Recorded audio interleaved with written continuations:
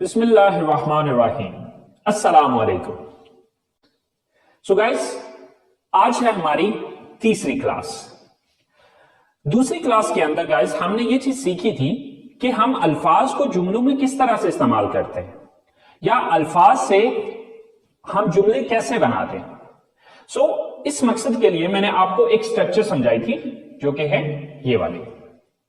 इसके अंदर मैंने आपको ये चीज बताई थी कि एक जुमला बनाने के लिए सबसे पहले जो हमें चाहिए वो है सब्जेक्ट, दूसरे नंबर पे जो चीज हमें चाहिए वो है वर्ब और तीसरे नंबर पे हमें चाहिए ऑब्जेक्ट।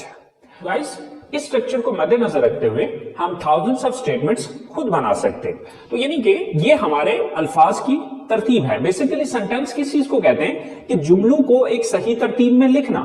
तो ये अल्फाज की एक सही तरतीब है, यानी कि जुमले में आप सबसे पहले सब्जेक्ट लिखते हैं, यानी कि सबसे पहले जुमले में आपने ये देखना होता है कि काम करने वाला कौन है, फिर आप ये देखते हैं कि काम क्या करता है और फिर ये देखते हैं कि किस चीज पर काम करता है। इस स्ट्रक्चर को मद्देनजर रखते हुए you can make thousands of statements easily. Okay, ये स्ट्रक्चर बहुत इंपॉर्टेंट है। अगर आप इस स्ट्रक्चर को समझ लेते हैं तो गाइस इंग्लिश जुमलों को बनाना कोई मुश्किल नहीं है अगर आपके पास अल्फाज मौजूद हों।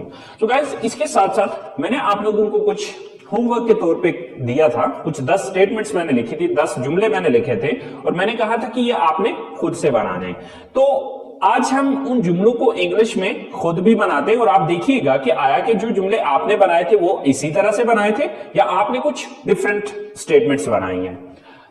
तो गाइस, चलें स्टार्ट करते हैं हम इन स्टेटमेंट्स को इंग्लिश में बनाना।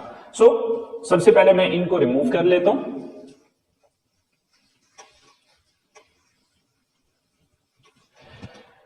चलें गाइस स्टार्ट करते हैं। हमारे पास सबसे पहली स्टेटमेंट है, हम किताबें खरीदते हैं।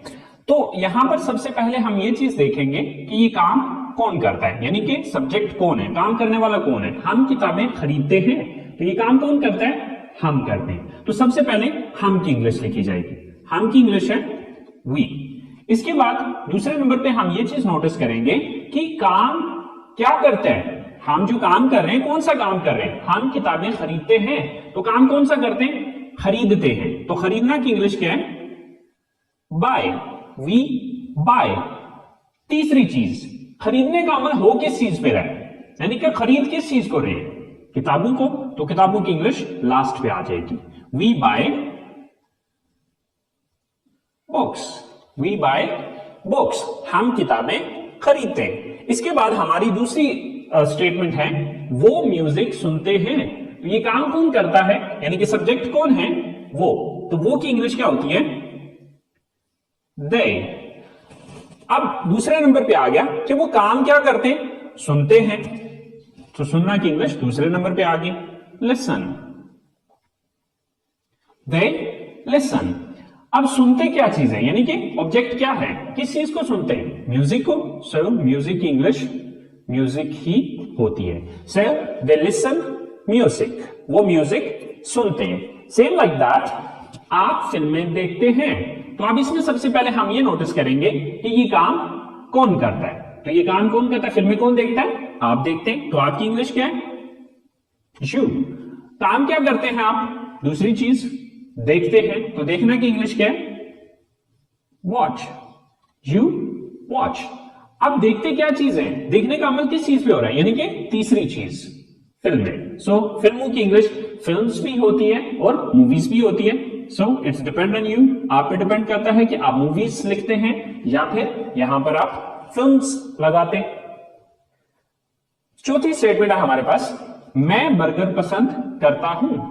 तो इसमें सबसे पहले सब्जेक्ट मैं, तो मैं की इंग्लिश क्या होती है, आई।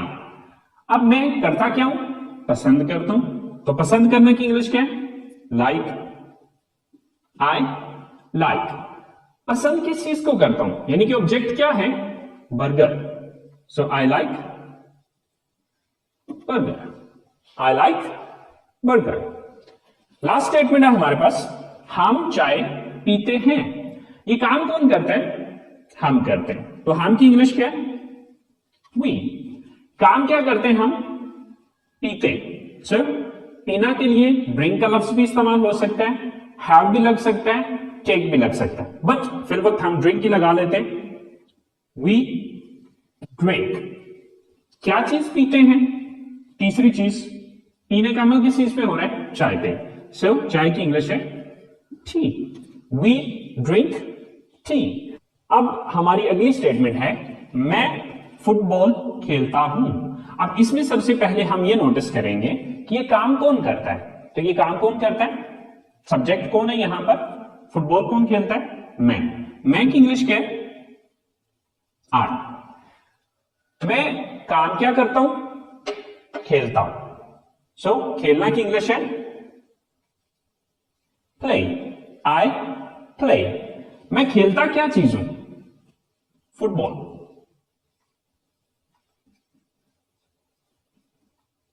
I play football.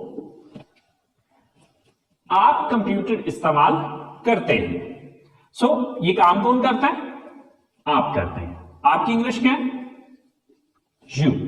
आप काम क्या करते हैं? इस्तेमाल करते हैं। यूज। You use. इस्तेमाल क्या चीज करते हैं? यानी कि तीसरी चीज, कंप्यूटर को यू यूज द कंप्यूटर। आप उर्दू बोलते हैं। ये काम कौन करता है? आप, यू। काम क्या करते हैं? बोलते। स्पीक। You speak. बोलते क्या चीज है? Urdu. So Urdu. You speak Urdu. आप उर्दू बोलते हैं। अली और साकिब कॉलेज जाते हैं। ये काम कौन करता है? अली और साकिब। सो अब अली और साकिब की इंग्लिश तो उनके नाम ही होंगे। Sir Ali and Sakib. काम क्या करते हैं? जाते हैं। गो। कहां जाते हैं? College. To college. Ali and Saqib go to college. Ali और साकिब कॉलेज जाते हैं। हम जूस पीते हैं। सो यहां पर ये काम कौन करता है? सब्जेक्ट कौन है? हम। तो हम की इंग्लिश क्या है? वी। हम काम क्या करते हैं? पीते। ड्रिंक। We drink. पीते क्या चीज है? Juice. So juice. We drink juice. So guys, आपने देखा कि इन जुमलों को बनाना कितना आसान है अगर हमें ये स्ट्रक्चर समझ में आ जाए। ओके, ये तो अभी हमने सिर्फ 10 जुमले बनाए हैं। Guys, you can make thousands of statements by using this structure. आप इस स्ट्रक्चर को इस्तेमाल करते हुए हजारों जुमले खुद से बना सकते हैं। अब वो हजारों जुमले मैं आपको बना के नहीं सिखा सकता क्योंकि ये बहुत ज्यादा टाइम टेकिंग काम है। ओके, तो वो सारा काम मैं नहीं कर सकता। अब उसके लिए आसान सा हल ये है कि आप इस स्ट्रक्चर को समझ लें और समझ के इसके मुताबिक आप जुमलों को बनाने की कोशिश करें। देखिए, सबसे पहले आपने जुमले लिखने हैं, लिखने की कोशिश करनी है। देखिए, लिखने के लिए हमारे पास सोचने का वक्त होता है, लेकिन जब हम बोल रहे होते हैं तो बोलने के लिए हमारे पास सोचने का वक्त नहीं होता। ओके, सो अब देखिए कि जैसे मैंने आपसे कहा कि हजारों जुमले मैं खुद नहीं बना के दे सकता। इसकी मिसाल बिल्कुल वैसे है कि फर्ज करें मैं आपको ड्राइविंग सिखाता हूं, तो अब ड्राइविंग मैं आपको उस जगह पे सिखा पाऊंगा जहां पर हम मौजूद हैं। अब आपको गाड़ी जाके चलानी है लाहौर में, तो अब मैं लाहौर जाके तो नहीं आपको सिखा पाऊंगा कि जी लाहौर की ये रोडें हैं और लाहौर की रोडों पे आप इस तरह से चलाएं।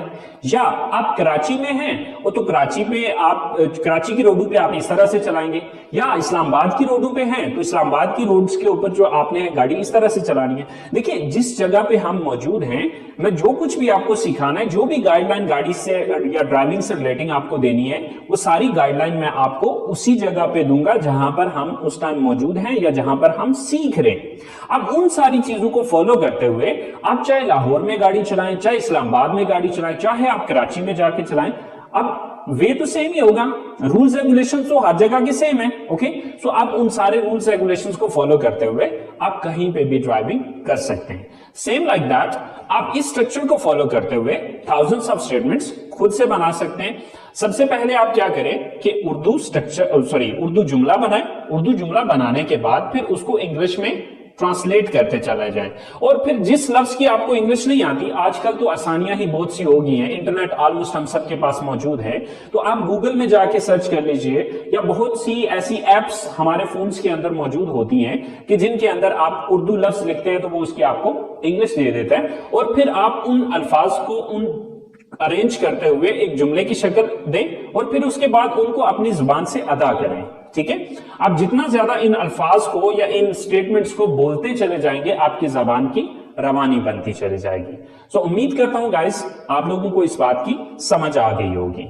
सो गाइस चलें अब हम कुछ नेक्स्ट होमवर्क के तौर पे कुछ काम करते हैं। लेकिन जैसा कि मैंने जिक्र किया कि इस स्ट्रक्चर को यूज करते हुए आप थाउजेंड्स ऑफ स्टेटमेंट्स खुद से बना सकते हैं। तो चले देखते हैं कि आज के लिए आपको कुछ होमवर्क के तौर पे मैं कुछ देता हूं कि आपने सुबह जागने से लेकर रात सोने तक की जो आपकी डेली रूटीन है, आपने उसके बारे में सेंटेंसेस बनाने हैं। सो गाइस मैं कुछ जो मेरी रूटीन है उसके मुताबिक मैं कुछ सेंटेंसेस बना देता हूं। ठीक है, उर्दू उनकी मैं बना देता हूं, आपने उनकी खुद से इंग्लिश बनानी है। और उससे हट के जो आपकी डेली रूटीन है, क्योंकि हर बंदे की डेली रूटीन सेम तो नहीं होती, हर किसी के जो कामकाज है वो अलग अलग होते हैं, हर किसी के डेली की जो रूटीन है वो अलग है। ओके, तो फिर आप अपने हिसाब से भी अपनी रूटीन को देखिएगा, लेकिन कम से कम उन सेंटेंसेस को जरूर बनाइएगा जो कि मैं यहां पर लिखने जा रहा हूं। मैं सुबह उठता हूं, मैं वजू करता हूं, मैं मस्जिद जाता हूं, मैं नमाज पढ़ता हूं, मैं कुरान पाक की तिलावत करता हूं, मैं सुबह की सैर के लिए जाता हूं, मैं घर वापस आता हूं, मैं गुस्ल करता हूं, मैं कपड़े तब्दील करता हूं, मैं कॉलेज के लिए तैयार होता हूं, मैं नाश्ता करता हूं, मैं कॉलेज जाता हूं, मैं क्लास लेता हूं, मैं अपने दोस्तों से मिलता हूं, मैं घर वापस आता हूं, मैं दोपहर का खाना खाता हूं, मैं आराम करता हूं, मैं होमवर्क करता हूं, फिर मैं ग्राउंड में जाता हूं, मैं क्रिकेट खेलता हूं, मैं घर वापस आता हूं, मैं रात का खाना खाता हूं, मैं घर वालों के साथ बैठता हूं, मैं टीवी देखता हूं, मैं अपने कमरे में जाता हूं, मैं फोन इस्तेमाल करता हूं और मैं सो जाता हूं। गाइस ये चंद स्टेटमेंट्स हैं जो कि मेरे जहन में थे, वो मैंने यहां पर लिखे हैं। आपने इनको इंग्लिश में ट्रांसलेट करना है। सो गाइस आप में से कुछ स्टूडेंट्स के दिमाग में एक बात आ रही होगी कि सर इनमें से बहुत से अल्फाज ऐसे हैं कि जो जिनकी इंग्लिश हमें नहीं आती। सो कोई बात नहीं गाइस, उन अल्फाज की इंग्लिश भी मैं आपको अभी बता देता हूं। सो गाइस हम लोग जो अल्फाज सीखते हैं उनको वोकैबुलरी कहा जाता है। ओके, सर उठना गेट अप, सुबह मॉर्निंग, वजू करना मेक अब्ल्यूशन, मस्जिद मॉस्क, नमाज प्रेयर, पढ़ना या अदा करना यानी कि नमाज पढ़ना या अदा करना, परफॉर्म या ऑफर, इन दोनों में से जो मर्जी आप लगा लें। परफॉर्म का वर्ड भी यूज हो सकता है, ऑफर का वर्ड भी यूज हो सकता है। तिलावत करना रिसाइट, कुरान पाक द होली कुरान, सुबह की सैर मॉर्निंग वॉक, नाश्ता करना टेक या ईट, इन दोनों में से जो मर्जी लगा लें, टेक ब्रेकफास्ट या फिर ईट ब्रेकफास्ट। गुस्ल करना टेक अ बाथ, तब्दील करना चेंज, तैयार होना गेट रेडी, क्लास लेना टेक अ क्लास, मिलना मीट, दोस्त फ्रेंड, दोपहर का खाना लंच, आराम करना टेक रेस्ट, करना do, homework homework, ground ground, रात का खाना डिनर, घर वाले फैमिली, बैठना सिट, कमरा रूम, सोना स्लीप। सो स्टूडेंट्स ये सारी वो वोकैबुलरी है जो कि आपको मैंने जो होमवर्क दिया है जो उसके अंदर इस्तेमाल होनी है। सो अब आपने इन अल्फाज को इस्तेमाल करते हुए वो जो मैंने एक स्ट्रक्चर आपको बताई थी उस स्ट्रक्चर को फॉलो करते हुए आपने इन सारे अल्फाज को एक सही तरतीब में लिख के सेंटेंसेस बनाने। ओके, और सेंटेंसेस बनाने के बाद आपने उनको बोलने की कोशिश करनी है। जितना ज्यादा आप उसको बोलेंगे उतना ज्यादा आपकी जबान की रवानी बनती चली जाएगी। सो गाइस आज का काम यहीं पे खत्म करते हैं। उम्मीद करता हूं कि आप लोगों ने आज के लेसन को एंजॉय किया होगा और इससे कुछ ना कुछ सीखा होगा। सो गाइस, अपना बहुत सारा ख्याल रखिएगा। इंशाल्लाह जिंदगी रही तो अगली क्लास के साथ मुलाकात होगी। दुआ में याद रखिएगा। अल्लाह निगहबान।